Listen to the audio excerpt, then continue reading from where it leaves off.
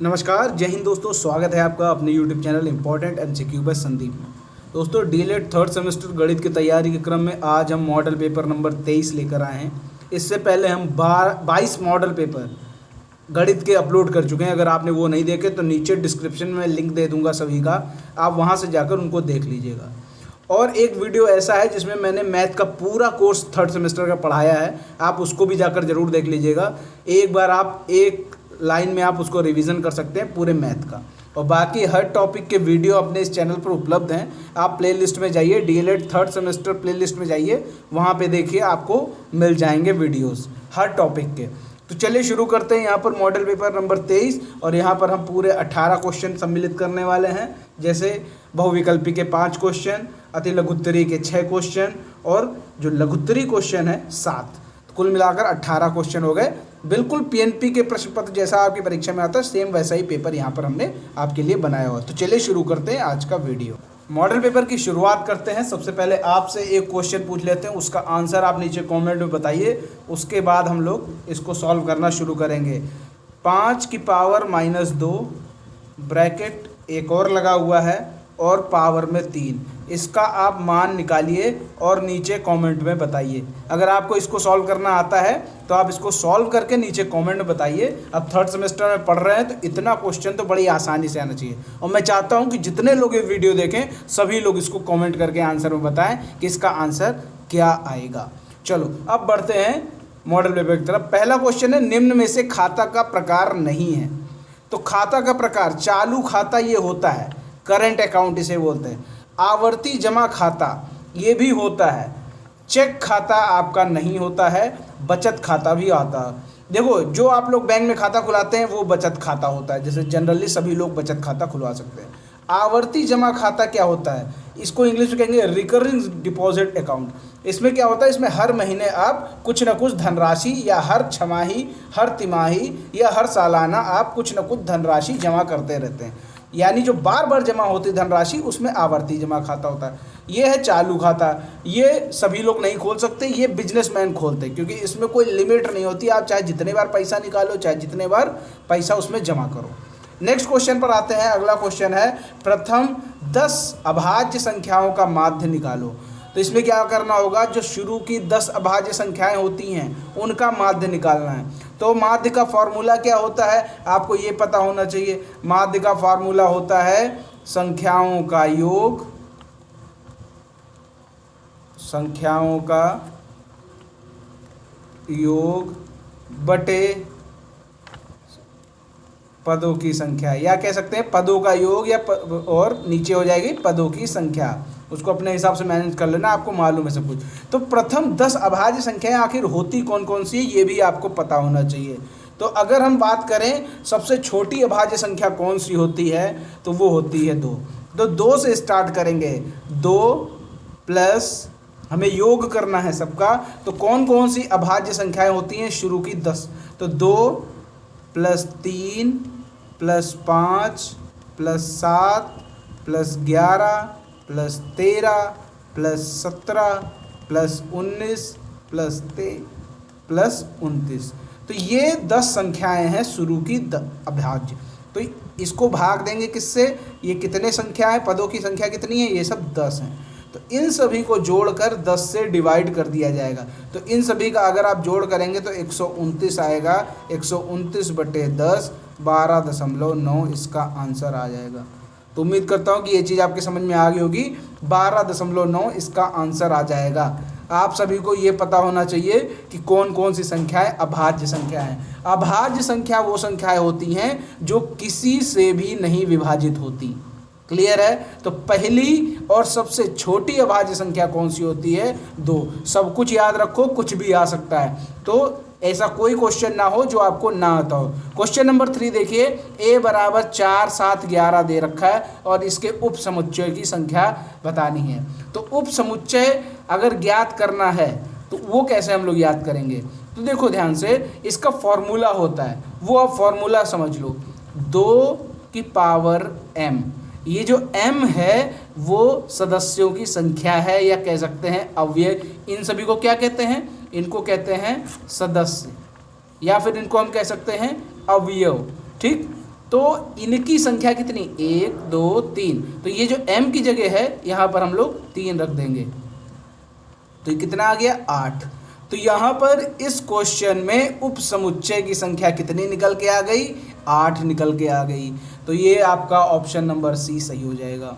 Next question देखो क्या है, 1/2 की पावर -2 इंटू 2 की पावर 2। हमने क्या बताया था कि जब भी कभी पावर माइनस में आ जाए तो जो ब्रैकेट के अंदर है उसको पलट दो, 1 नीचे ले जाओ 2 ऊपर ले जाओ। जब 1 नीचे हो जाएगा तो उसकी कोई वैल्यू नहीं है, यहाँ पर बचेगा 2। ध्यान से देखो, 2 की पावर 2 हो जाएगा, यहाँ पर जो माइनस था वो प्लस में हो जाएगा और ये संख्या पलट जाएगी। तो ये 1/2 था तो यहाँ पर 2/1 कर सकते हैं। नीचे अगर 1 है तो उसकी कोई वैल्यू नहीं है। 2 की पावर 2 इंटू 2 की पावर 2, ये रहा 2 की पावर 2 ये वाला, और इसको हमने चेंज किया इस तरह। तो 2 की पावर 2 होता है 4, 2 की पावर 2 होता है 4, तो 4 चौको कितना हो गया 16। तो इसका ऑप्शन नंबर डी सही हो गया। कोई भी प्रश्न में कंफ्यूजन नहीं होना चाहिए। नेक्स्ट क्वेश्चन देखते हैं। अगला क्वेश्चन यहाँ पर क्या है, घनाभ में क्रमशः शीर्ष, कोर और फलक ये कितने होते हैं। घनाभ, अगर आपको परफेक्ट एग्जाम्पल देखना है घनाभ का, आप सोचो कि घनाभ का हम परफेक्ट एग्जाम्पल देखें तो कौन सा घनाभ का परफेक्ट एग्जाम्पल हो सकता है। जैसे आप चौक का डब्बा ले लो, माचिस का डब्बा ले लो, तो वो क्या हो जाएगा, वो एक परफेक्ट एग्जाम्पल है घनाभ का। अगर हम इसको पन्ने पर बनाएं या पेज पर बनाएं तो हम लोग कुछ इस तरह देखेंगे। यहाँ पर ये जो इसकी चीज़ होती है, ठीक है, ये कहलाती है कोर। ये सब क्या है, ये चारों तरफ होती हैं, इसको कहते हैं कोर। अगर हम कोर को काउंट करें, सबसे पहले हम लोग शीर्ष को काउंट कर लेते हैं। तो एक शीर्ष ये हो गया, एक शीर्ष ये हो गया, ये शीर्ष, ये शीर्ष, यानी इस तरफ 4 शीर्ष, उस तरफ 4 शीर्ष, तो कुल मिलाकर कितने शीर्ष हो गए, 8 शीर्ष हो गए। कोर की बात करें, ये रहे ये कोर, ठीक, ये कोर होते हैं, 1 2 3 और 4, ये 4 हो गए, ठीक। इसी तरह 4 उस तरफ होंगे, ठीक, 4 और 4 कितने हो गए, 8। अब इसके बाद एक ये होगा कोर और एक ये होगा कोर, एक इधर ये वाला कोर है और एक ये वाला कोर, कुल मिलाकर 12 कोर होते हैं, ठीक। अब बात करें फलक की, माचिस की डिब्बी उठा के देखो, एक फलक मतलब सरफेस यानी सतह, वो होता है फलक। तो एक सतह ऊपर, एक सतह नीचे, ये वाली जो सतह है, एक सतह ये और एक सतह इसके जस्ट अपोजिट होगी यहाँ पर, और एक सतह ये हो जाएगी आपकी 3, एक सतह ये लेफ्ट साइड में, एक सतह इधर राइट साइड में और एक सतह इसके पीछे होगी, ठीक है। कुल मिलाकर 6 सतह होंगी। तो ये आप कह सकते हैं शीर्ष कितने हुए 8, कोर हुए 12 और फलक कितने हो गए 6। 8 12 6, ऑप्शन नंबर सी इसका सही उत्तर हो जाएगा। देखो एकदम क्लियर समझा दिया, ऐसा कोई भी इससे रिलेटेड क्वेश्चन आ जाए आपको गलत नहीं करना है। अगला क्वेश्चन देखो, 2 घन जिनकी भुजाएं 3 सेंटीमीटर व 9 सेंटीमीटर है, इनके आयतन में क्या अनुपात होगा। अब घन का आयतन का सूत्र आपको पता होना चाहिए। देखो ये सब छोटी छोटी चीज़ें हैं, आपको हर हाल में आनी चाहिए। a क्यूब, ठीक है, मान के चलो पहले घन को हम a मान लेते हैं और दूसरे घन को हम लोग b मान लेते हैं। तो इसका जो आयतन होगा a क्यूब और इसका आयतन होगा b, सॉरी यहाँ पर क्यूब होगा, ये क्यूब, ठीक, ये आयतन है, ठीक है। अब इसकी भुजा कितनी है 3, तो 3 की पावर 3 अनुपात b, दूसरे वाले क्यूब की भुजा कितनी है 9, 9 की पावर 3। मैं क्यूब बोल रहा हूँ, क्यूब का मतलब घन है, कन्फ्यूजन नहीं होना चाहिए। 3 की पावर 3 होगा तो कितना आएगा, आप समझो 3 गुणे 3 गुणे 3, तो ये आपका आ जाएगा 27। 9 गुणे 9 गुणे 9, तो ये आपका आ जाएगा 9 9 81 और 81 9 729, ठीक। ये चीज़ कंफर्म हो गई।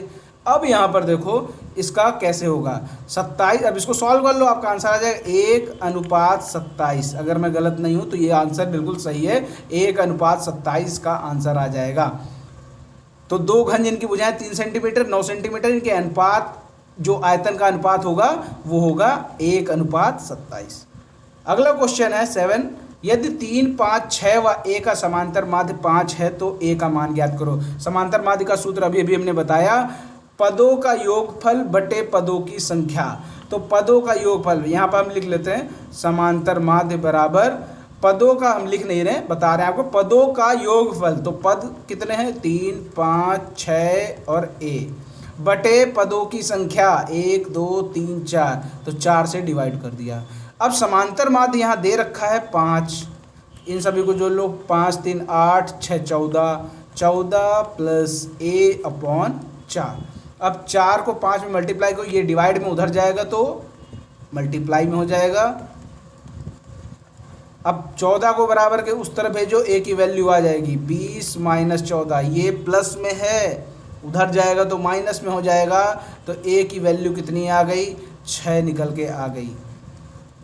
कितनी आसानी से सॉल्व हो गया, 1 नंबर का क्वेश्चन है, फटाफट आप कर सकते हैं। तो a बराबर 6 आ गया, इसमें कोई डाउट नहीं होना चाहिए। क्लियर। चलो नेक्स्ट क्वेश्चन पर आते हैं। अगला क्वेश्चन है question number 8, 77p² q² r² divide by 11p q r²। तो ध्यान से देखो, जब हम इसको सॉल्व करेंगे तो इसके नीचे लिखेंगे 11p q r²। तो r² से r² कट जाएगा पूरा पूरा।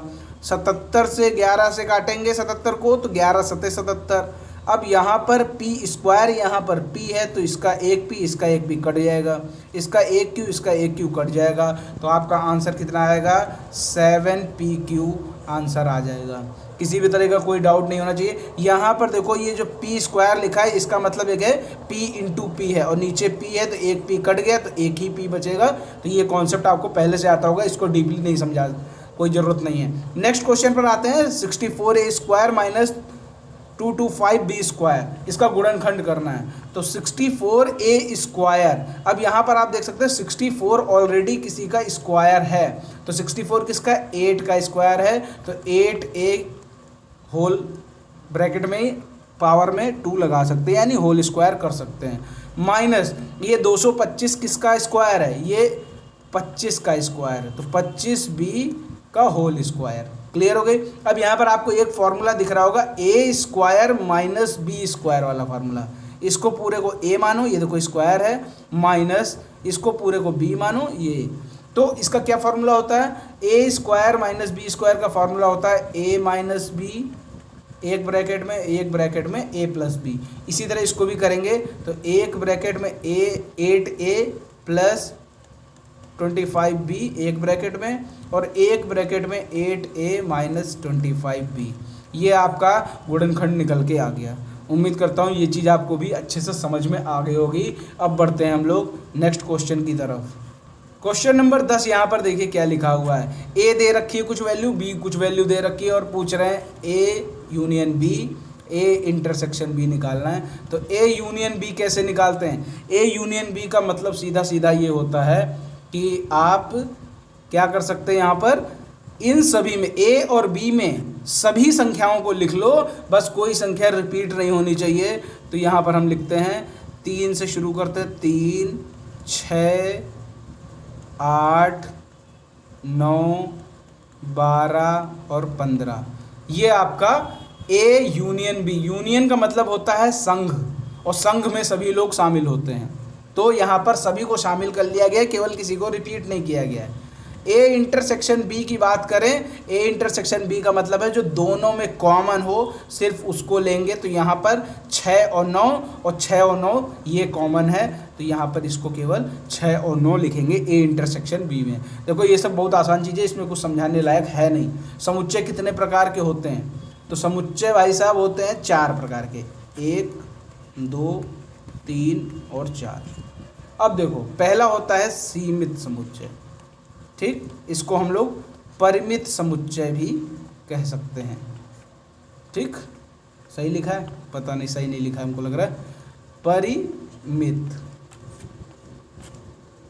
गलत हो तो आप समझ जाना अपने आप से। सीमित को परिमित कहते हैं, एक पहला ये हो गया, और दूसरा होता है असीमित समुच्चय। असीमित को कहेंगे अपरिमित। ठीक, तीसरा होता है आपका एकल समुच्चय, चौथा होता है रिक्त समुच्चय। ठीक, ये 4 समुच्चय होते हैं। अब यहाँ पर कितने प्रकार के पूछे गए, तो 4 प्रकार के होते हैं। आप चाहो तो इसमें नाम लिख दो चारों के, तो आपको पूरा 1 नंबर बड़े आराम से मिल जाएगा। अगर आप कहीं ये लिख लो समुच्चय के कितने प्रकार होते हैं, तो 4 अगर केवल आपने लिख दिया तो हो सकता है नंबर मिल भी जाएं, और हो सकता है कि एग्जामिनर का मूड ख़राब हो तो हो सकता है कह दे कि चलो भाई आधा नंबर दे दो। अगर आप चारों ये इस तरह लिख देंगे तो 1 नंबर पूरा पक्का। नेक्स्ट क्वेश्चन पर आते हैं, लाभांश क्या होता है और इसे शेयर के किस मूल्य पर वितरित किया जाता है। लाभांश, तो देखो जब कोई शेयर खरीदता है, मान लीजिए आपने रिलायंस के शेयर खरीदे, ठीक, अब रिलायंस कंपनी को हर तिमाही या हर छमाही या हर सालाना एनुअल रिपोर्ट वार्षिक जारी करती है, क्वार्टरली रिपोर्ट हर तिमाही में जारी करती है, हाफ ईयरली रिपोर्ट छमाही में जारी करती है। तो अगर उसको फ़ायदा होता है, फ़ायदा तो होता ही है, लगभग मोस्टली कंपनी को फ़ायदा होता ही है तभी वो रन कर रही हैं, तो जो फ़ायदा होता है उसमें से कुछ हिस्सा तो कंपनी क्या कर लेती है, अपने लिए रख लेती है, कुछ हिस्सा क्या करती है, कंपनी की ग्रोथ में लगाती है, और कुछ हिस्सा जो लाभ का होता है वो शेयर होल्डर्स में बांट दिया जाता है। जो शेयर होल्डर्स में बांट दिया जाता है उसी को हम लोग लाभांश कहते हैं, ठीक है। अगर इंग्लिश में कहें तो इसे हम लोग क्या कहेंगे, डिविडेंड, ठीक। अब इसको थोड़ा डिटेल में समझ लेते हैं, ध्यान से देखो। यहाँ पर लिखा है जब कंपनी को वर्ष के अंत में लाभ होता है तो लाभ का कुछ भाग नई मशीन खरीदने या टैक्स देने आदि में आरक्षित कर दिया जाता है। शेष लाभ को शेयरधारियों को उनके द्वारा खरीदे गए शेयरों के अनुपात में बांट दिया जाता है। इस लाभ को लाभांश कहते हैं। लाभांश अंकित मूल्य पर दिया जाता है। ये चीज़ आपको क्लियर हो गई। अब यहाँ पर एक एग्जाम्पल देख लो, जैसे लाभांश 10 रुपये प्रति शेयर की दर से दिया गया, तो जिसके पास 100 शेयर होंगे तो उसको 10 रुपये प्रति शेयर के हिसाब से 1000 रुपये मिल जाएंगे। तो जितने ज़्यादा शेयर उतने ही ज़्यादा लाभांश, ये आप अच्छे से समझ लो। अब बढ़ते हैं नेक्स्ट क्वेश्चन की तरफ। क्वेश्चन नंबर 13, समबाहु त्रिभुज का क्षेत्रफल ज्ञात करो यदि त्रिभुज की भुजा 4 सेंटीमीटर। अब आप ये सोच रहे होंगे इतना सरल क्वेश्चन क्यों दे दिया। देखो क्वेश्चन तो सरल है लेकिन जनरली समबाहु त्रिभुज का क्षेत्रफल लोगों को याद नहीं रहता है, तो समबाहु त्रिभुज का क्षेत्रफल याद कर लो आप सभी लोग, क्योंकि क्वेश्चन ये आएगा तो 2 नंबर में जरूर आएगा। मतलब जरूर तो नहीं कह सकते लेकिन आ सकता है। इसका फॉर्मूला होता है √3/4 × a²। तो यहाँ पर a जो है ये भुजा है। समबाहु त्रिभुज का मतलब क्या होता है, जिसकी सारी भुजाएं समान हो। ये भी समान है, ये भी समान है, ये तीनों भुजा आपस में समान है। तो यहाँ पर √3/4, a की वैल्यू कितनी दे रखी है, 4 दे रखी है, यानी भुजा 4 दे रखी है, तो 4²। तो जब 4² करेंगे तो ये आपका आंसर आ जाएगा 4√3। चलो इसको समझा देते हैं। यहाँ पर √3/4, 4 चौक 16, इसको काटेंगे 4 आएगा तो 4√3, और ये सेंटीमीटर में है तो घन सेंटीमीटर, ये आपका आंसर आ जाएगा। और आपको अगर और ज़्यादा आगे बढ़ने की ज़रूरत है, अगर आपको लग रहा नहीं मैं इससे अच्छा और सॉल्व करूँगा, तो इस √3 की वैल्यू निकाल लो। √3 की वैल्यू आपको रटी होनी चाहिए, 1.73 होती है √3 की वैल्यू। तो यहाँ पर 4 × 1.73 कर दोगे तो ये 6.92 वर्ग सेंटीमीटर इसका आंसर आ जाएगा। क्षेत्रफल है तो वर्ग सेंटीमीटर हो जाएगा। अब अगर आपने इतना भी करके छोड़ दिया तब भी आपको नंबर मिल जाएगा, बस आपकी थोड़ी किस्मत अच्छी हो, एग्जामिनर थोड़ा सही मिल जाए, ठीक है। वरना इसको कर दोगे तब तो बिल्कुल सही है, क्योंकि यहाँ से होते हुए आप यहाँ पर सॉल्व करोगे तो ये क्वेश्चन आपका बिल्कुल सही हो जाएगा। 6.92 वर्ग सेंटीमीटर निकालो। नेक्स्ट क्वेश्चन पर आते हैं। अगला क्वेश्चन है, एक गांव की जनसंख्या प्रतिवर्ष 5% की दर से कम हो रही है। क्वेश्चन को ध्यान समझना, यहाँ पर कम हो रही है, ये जो दर है आपकी 5%, इस दर से कम हो रही है। तो गांव की वर्तमान की जनसंख्या 3610 है, तो 2 वर्ष पूर्व की जनसंख्या ज्ञात करो। देखो यहाँ पर समय दे रखा है, दर दे रखी है, और वर्तमान जनसंख्या दे रखी, और पूर्व की जनसंख्या पूछ रहा है। इसको हम लोग अगर देखो इस तरह के क्वेश्चन जिसमें प्रतिवर्ष इतना कम हो रहा है, प्रतिवर्ष उतना बढ़ रहा है, तो इस तरह के क्वेश्चन हम लोग चक्रवृद्धि ब्याज वाले सूत्र से निकालते हैं, ठीक है। तो चक्रवृद्धि ब्याज वाला सूत्र आपको मालूम है कितना होता है, AP1 + R/100 की पावर n। ये होता है चक्रवृद्धि मिश्रधन, ये मिश्रधन का फॉर्मूला है, ठीक है। अब ब्याज निकालना है तो a माइनस पी कर देंगे, आपका ब्याज निकल आएगा, वो अलग बात होगी। लेकिन यहाँ पर देखो क्या क्या दे रखा है, ये बोल रहे हैं कि आपको हमने दर दे दी, ठीक, आपको हमने समय दे दिया, और ये वर्तमान जनसंख्या इतनी है और पूर्व की जनसंख्या पूछ रहा है। इसका सीधा सा मतलब ये है कि देखो, अब आप यहाँ पर ये समझो, ये रहा P यानी मूलधन और ये रहा A, दोनों चीज़ें समझो। ये जो P है पहले ये आएगा कि A पहले आएगा, पहले बात ये समझो। जब आपके पास मूलधन होगा उसमें कुछ ब्याज जुड़ेगा तभी तो आपका मिश्रधन बनेगा, यानी P पहले आएगा और A बाद में आएगा, दोनों चीज़ें अच्छे समझ लो। तो यहाँ पर वर्तमान जनसंख्या 3610 दे रखी है और पूर्व की जनसंख्या पूछ रहा है, तो पूर्व मतलब पहले, तो पहले की जनसंख्या पूछ रहा है यानी P पूछ रहा है और A दे रखा है। कंफ्यूज मत होना, अच्छे से समझ लो। वर्तमान जनसंख्या 3610 दे रखी है और पूर्व की जनसंख्या पूछ रहा है यानी P पूछ रहा है और A आपका दे रखा है। ये तो हो गई एक बात।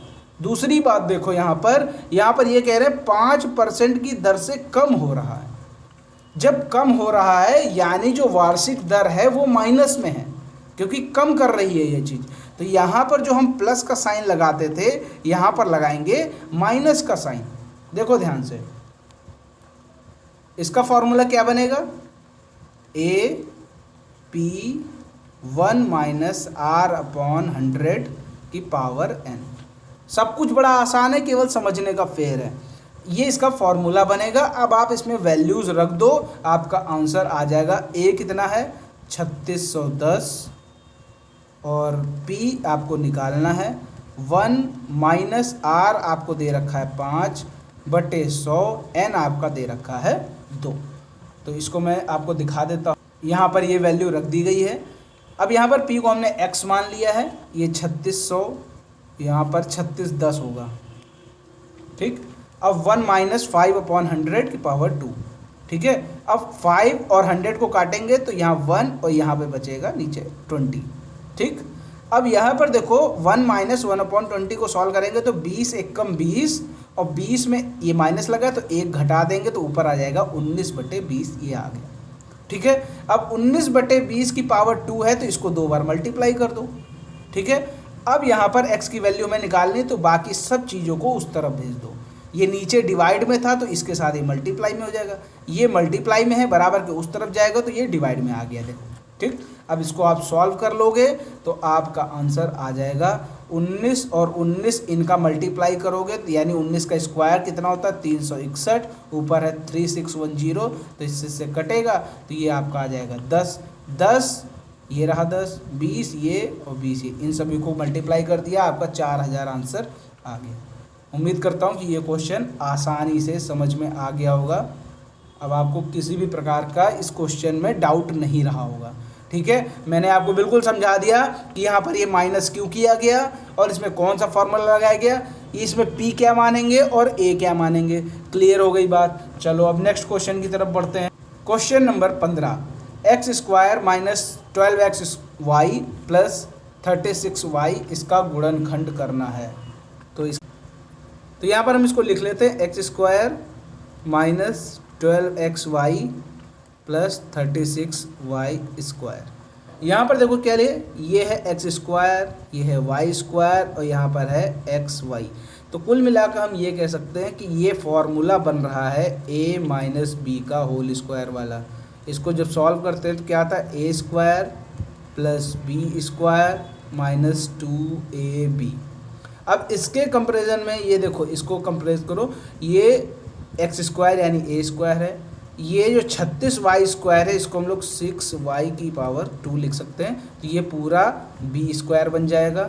और ये माइनस 2ab, ये जो 12xy इसको जब सॉल्व करेंगे 2 इंटू ये x इंटू ये 6y, तो 2 छक्के 12 माइनस 12xy ये बन रहा है। सीधा सीधा a माइनस बी का होल स्क्वायर वाला फॉर्मूला यहाँ पर बन रहा है, तो हम इसको यही a माइनस बी का होल स्क्वायर वाले फार्मूले में इसको फिट कर देंगे और आपका आंसर आ जाएगा। देखो ध्यान से, x माइनस 6 y की पावर 2।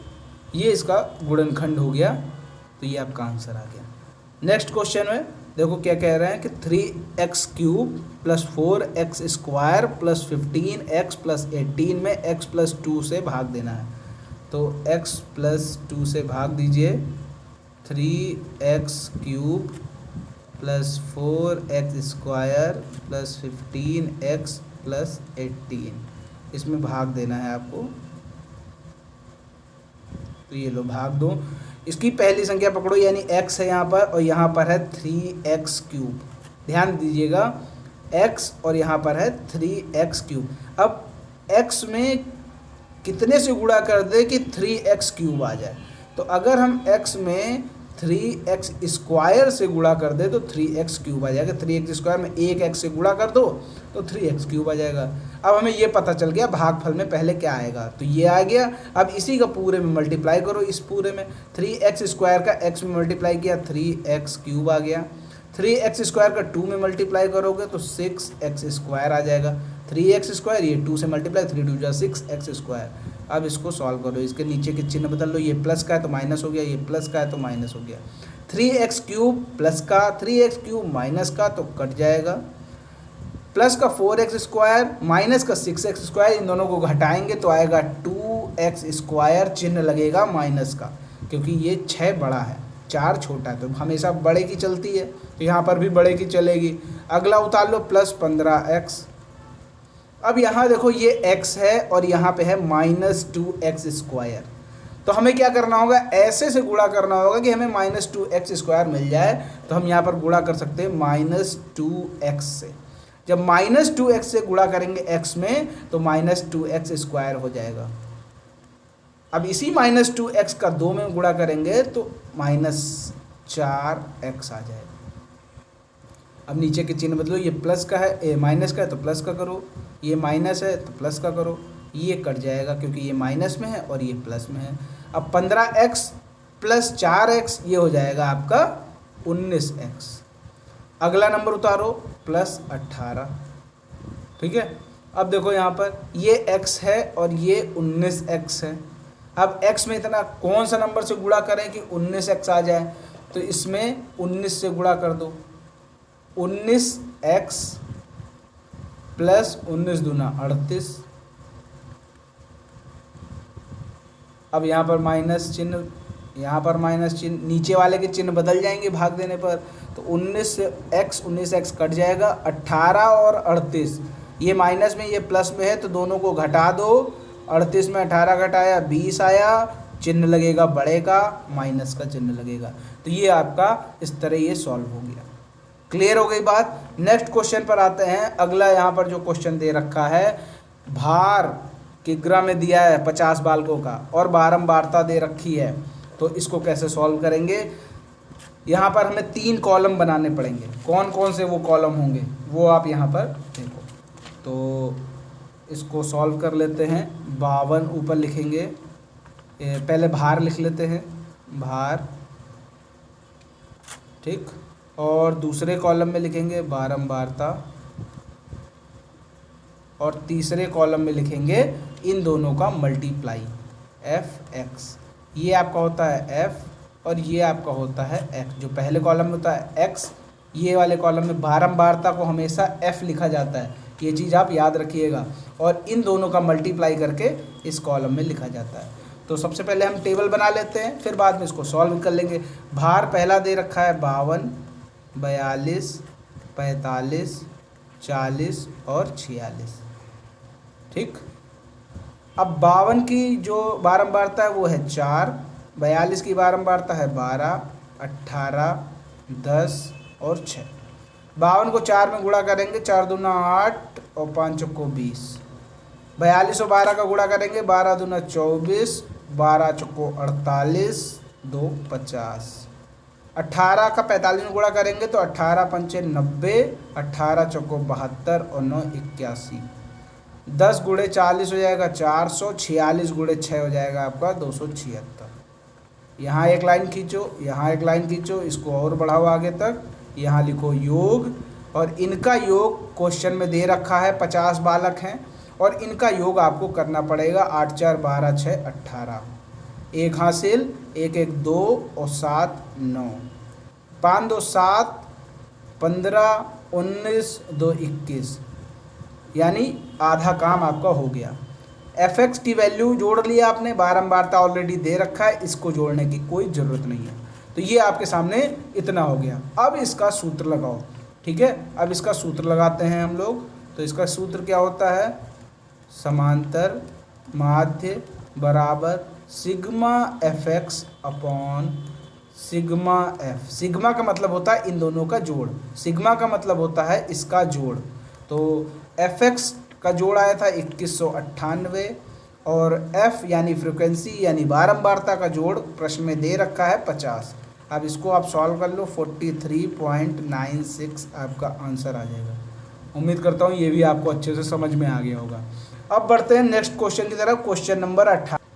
यहाँ पर ये क्वेश्चन आप देख सकते हैं, लिखा हुआ है सम्मुख चित्र में O वृत्त का केंद्र है, एंगल DOB 70 दे रखा है और BCD का माप बताना है। तो ये आपका DOB ये दे रखा है और इसका माप बताना है। कलर चेंज कर लेते हैं इसका, ठीक। तो BCD ये रहा B और ये रहा C और ये रहा D, ठीक। तो इसका माप बताना है आपको। तो चलो इसको सॉल्व करके देख लेते हैं कैसे इसको सॉल्व करेंगे। सबसे पहले तो आपको एक चतुर्भुज दिख रहा होगा, चतुर्भुज ABCD। ABCD के चारों शीर्ष किस पर हैं, वृत्त की परिधि पर। तो इसका मतलब ये जो होगा वो चक्रीय चतुर्भुज होगा, ठीक है। ये चीज़ आपको समझ में आ रही होगी, चक्रीय चतुर्भुज है। अब यहाँ पर हमें निकालना है BCD।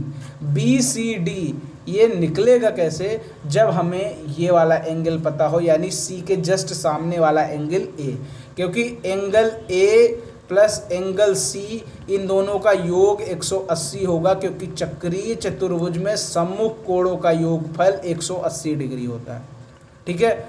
अब C तो पूछा ही है, BCD देखो पूछ रहा है, और A हमें पता कर सकते हैं, तो हम C भी पता कर लेंगे। तो A हमें कैसे पता चलेगा, ध्यान से देखो, जो एंगल BOD है, एंगल BOD ये दोगुना होता है किसका, एंगल BAD का। ये आपका एक त्रिभुज है और ये आपका सेंटर है, ध्यान से समझना, ठीक है। ये सेंटर है और इसी आधार पर एक एंगल ये बना हुआ है, ठीक है। तो ये जो एंगल होगा वो डबल होगा इस एंगल का। तो ये जो 70 है, जब ये डबल है तो एंगल A कितना हो जाएगा, वो हो जाएगा आपका 35। तो आपके हिसाब से, इस सूत्र के हिसाब से, जो एंगल BAD ये हो जाएगा 70/2 यानी 35 डिग्री का हो जाएगा। तो ये A आपका निकल के आ गया, इसी में ये फिट कर दो, एंगल A की जगह रख दो आप 35 प्लस एंगल C, या कह सकते हैं एंगल BCD बराबर 180। तो BCD की वैल्यू कितनी आ जाएगी, 180 माइनस 35, तो 180 में 35 घटा दो, 145 आपका आंसर आ जाएगा, ठीक। एंगल BCD कितना निकल के आ गया, 145 डिग्री। उम्मीद करता हूँ ये चीज़ समझ में आ गई होगी। अब देखो, इस पूरे मॉडल पेपर के 18 क्वेश्चन करा दिए गए हैं और शुरू में एक क्वेश्चन पूछा गया तो उसका जवाब भी आपने जरूर दे दिया होगा। उम्मीद करता हूँ वीडियो पसंद आया तो वीडियो को लाइक करें, और ऐसे ही मॉडल पेपर नीचे डिस्क्रिप्शन में लिंक दिए गए हैं, आप वहाँ से जाकर बाकी के 22 मॉडल पेपर और देख सकते हैं, और मैथ के पूरे कोर्स का वीडियो भी आप जरूर देखिएगा। मिलते हैं अगले वीडियो में, तब तक के लिए जय हिंद, जय भारत।